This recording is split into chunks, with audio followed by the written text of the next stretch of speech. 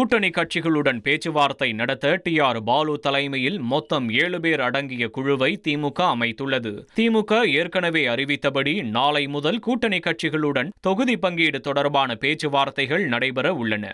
இதற்காக அதிகாரப்பூர்வ குழுவை திமுக பொதுச் செயலாளர் துரைமுருகன் அறிவித்துள்ளார். திமுக பொருளாளர் டி.ஆர். பாலு தலைமையில் அமைக்கப்பட்டுள்ள குழுவில் அமைச்சர்கள் கே.என். நேரு, ஏவா வேலு, எம்.ஆர்.கே. பன்னீர்செல்வம், திமுக அமைப்பு செயலாளர் ஆர்.எஸ். பாரதி மற்றும் துணை பொதுச் செயலாளர்கள் ஆர். ராசா, திருச்சி சிவா உள்ளிட்டோர் இந்த குழுவில் இடம்பெற்றுள்ளனர். இதன் மூலம் கூட்டணி கட்சிகளுடன் தொகுதி பங்கீடு தொடர்பான விவாதங்கள் தொடங்க உள்ளன.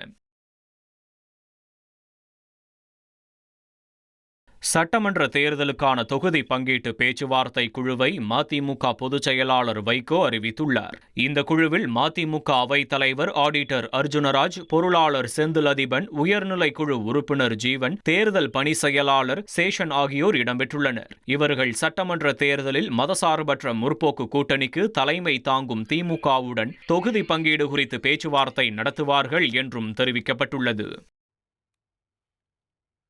கூட்டணி நிலைப்பாடு குறித்து காங்கிரஸ் கட்சியில் இனி யாரும் முரண்பாடாக பேச மாட்டார்கள் என்று காங்கிரஸ் கட்சியின் மாநில தலைவர் செல்வ பெருந்தகை தெரிவித்துள்ளார்.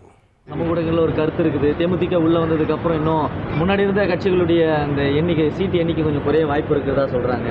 அதெல்லாம் அந்த கட்சி தலைவர்கள் முடிவு செய்வாங்க. எங்களை பொறுத்த வரைக்கும் காங்கிரஸ் பேரியக்கம் தலைமை இதை உன்னிப்பாக கவனித்து கொண்டு இருக்கிறது.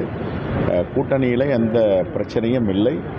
இன்னும் ஏற்கனவே வலிமையாக உள்ள கூட்டணியில் இன்னும் சில கட்சிகள் சேருகிறார்கள் என்றால் இன்னும் வலிமை பெறுவதற்கான சூழல் இருக்கிறது. நீதிமன்றத்தில் அதுக்கான பரிகாரத்தை தேடுவார்கள். எவ்வளவோ வழக்குகள் போட்டார்கள், எந்த வழக்கும் இதுவரை நிரூபிக்கப்படவில்லை. இந்த வழக்குகளையும் திராவிட முன்னேற்ற கழகமும் அமைச்சர்களும் எதிர்கொள்வார்கள். காங்கிரஸ் தலைவராக நீங்க ஸ்ட்ராங்கா இருக்கிறீங்க கூட்டணி நிலைப்பாட்டில், ஆனா கட்சிக்குள்ள இருக்கிற சில தலைவர்கள் முரண்பாடான கருத்துக்கள் சொல்றாங்க, நடவடிக்கை எடுக்கப்படும் சொன்னீங்க. இனிமே முரண்பாடான கருத்துக்கள்லாம் சொல்ல மாட்டாங்க, பொறுத்திருந்து பாருங்க.